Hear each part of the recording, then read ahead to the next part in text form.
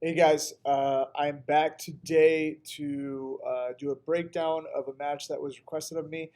This match was from Quintet Fight Night 1. It was me against Kazuyuki Miyata. Um, so here we go. This is bound to be a good matchup here. So, interesting story here. Miyata-san was actually my wrestling coach while I was in Japan.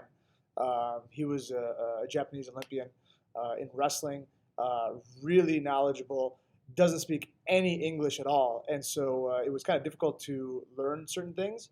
But it was really really awesome. I learned a lot of cool stuff from him in the time that I got to train with him. But in this event, he was on the other team, and so we have this match against each other.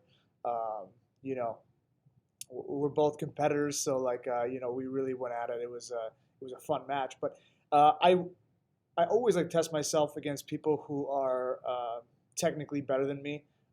Standing up, I want to feel that. I don't know why. It's something that I've always kind of liked to see.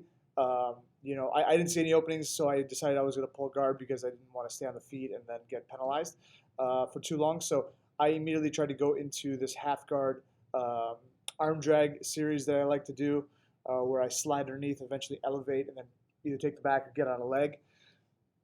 He's doing a pretty good job here of keeping a solid base. He's very hard to tip over left and right, as you can imagine from being a high level wrestler. Um, Super strong. I shoot this triangle up, but he had really good posture, backed up. Um, so I just continue to kind of plod forward here on my butt.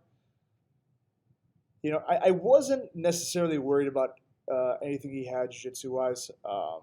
He had a strong kimura on the left side, similar to what we talked about with Javad in the last breakdown. Um, but as long as I could avoid that, he's not going to be able to, uh, have too much success there. I come here into this kind of K guard where I pull that leg into 50-50, but his arm is stuck and his knee line's already out. Not doing such a good job of keeping the leg inside. So I try to work this toe hold grip kind of just to see where he's going to go here. Not doing a phenomenal job of keeping that leg inside, but his arm is also inside, so it's kind of tough. Just trying to kind of work around, seeing what I could fit in, uh, trying to make myself small, trying to get my hips over that knee line. This was from a 2018, and so I think uh, I wasn't as developed in that part of my game, so I was kind of using more instinct rather than like knowing exactly what movements to make.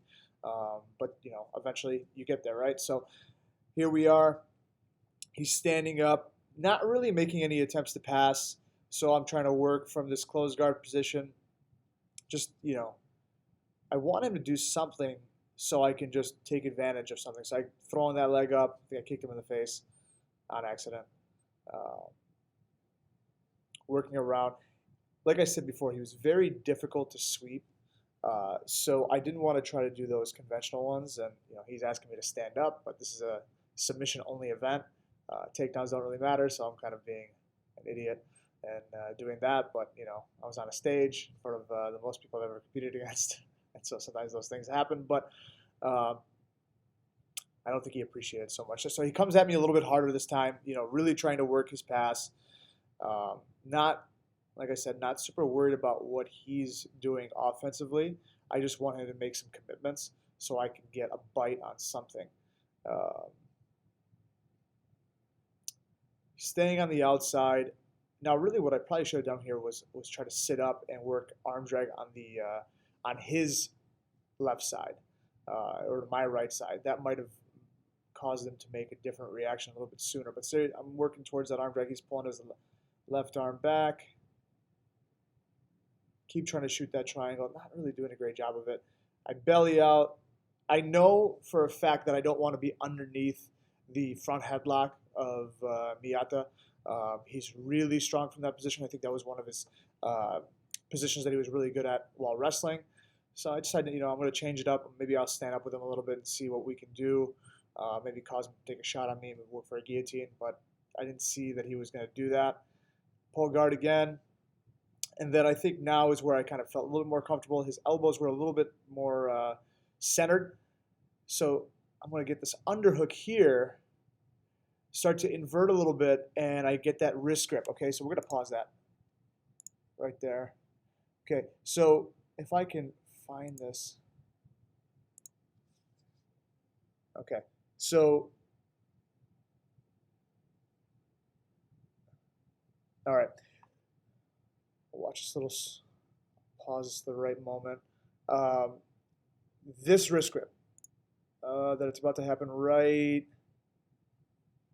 here. Okay, this wrist grip is a difficult technique to get good at, and you're never going to be able to keep somebody's hand forever. Okay, that's one thing that I want you guys to understand. When you're doing no-gi wrist grips from the bottom, understand that your goal is not to keep them forever. Your goal is to keep them for just long enough to get your legs into play, or your other hand into play up a little bit higher up, like just above the elbow, like you're doing an arm drag. So I like to lock my middle finger and my thumb right around the bones in the wrist here with that wrist joint. Okay, I don't want to go high because it's just going to slide anyway. So I like to lock up right in this area, if you guys can see that. Okay, this is going to make it more difficult, and it kind of takes that slack out as well. If I come here, arm is going to move. If I lock in here, I can't really get too far away, not quickly at least. Okay, so in that case, I was able to make that wrist grip right here and then take advantage with my legs. So I come in here, I start working towards that omoplata position, and then I lose the wrist, but as he's going away, I'm able to kind of jump on the legs, right? When somebody pulls their arm away, they expose their lower half. And I typically love to take that advantage of kind of scooping, connecting to my body, and then hiking my hips higher to his hips. Okay, so here we go. I'm working towards a toe hold here because I'm not really in the best position for anything else, and there were no heel hooks allowed in this competition. So I really enjoy knee bars, and it was something that I was working a lot, especially around this time. And one thing that I was working on was trapping the opposite leg while knee barring, the leg that I'm holding. So here I kind of, I don't know if I want to say baited him. I know I was working towards it. It worked better than I expected, to be honest with you. So I get here, I'm grabbing, you can see this is a perfect angle for this. My left hand is grabbing his ankle, the one that's not being knee barred, right? So I'm grabbing that. He eventually starts to pull it out, and I pull this knee line out. So, yep, there he goes. And then watch this. We come around, I step up, and he puts it inside the back of my knee. Now, that's why I said it worked better than I expected, because I wasn't, he had already pulled it out. I didn't get a chance to do that myself. He throws it in, attempting to extend me away and kind of like push my hips away and slide his leg out. But one thing that I am strong with is my legs, and so that wasn't the best move to make because my legs don't really go very far when people do that. So I I back heel here, connect my hands to his heel, and I was already putting pressure on the outside of his knee before we even got to this point. You can already see that he's tapping here. So like when I put these knee bars on, typically it's they're coming on pretty fast. So here we are, boom, and that was the finish. This was a really great match for me. I really enjoyed this because it was really cool to compete against a high-level grappling athlete. even though obviously this is not his sport, you know what I mean. He's a wrestler. He's not a jiu-jitsu athlete, although he does fight MMA, or he did fight MMA for a while. Wrestling is his sport. Um, I like the guy. He was he was a teacher of mine, like I said. Um, but really, the thing that I really loved about this was the stage that this was on. This was in the I'm gonna probably say it wrong. Difa Ariake in Japan, in Tokyo, Japan. It was this really cool venue that they've had like many important fights at in MMA in Japan, and there was a huge crowd. It was really like the production value was incredible. I love Quintet. I would compete for Quintet every day of the year if I could. And so this is the first time that I got to do it, and this was the first win that I had at Quintet, and so it was just it was just a really nice experience. But take what you will from that match. It was a fun one for me. I really enjoyed it, and hope you guys enjoyed this breakdown.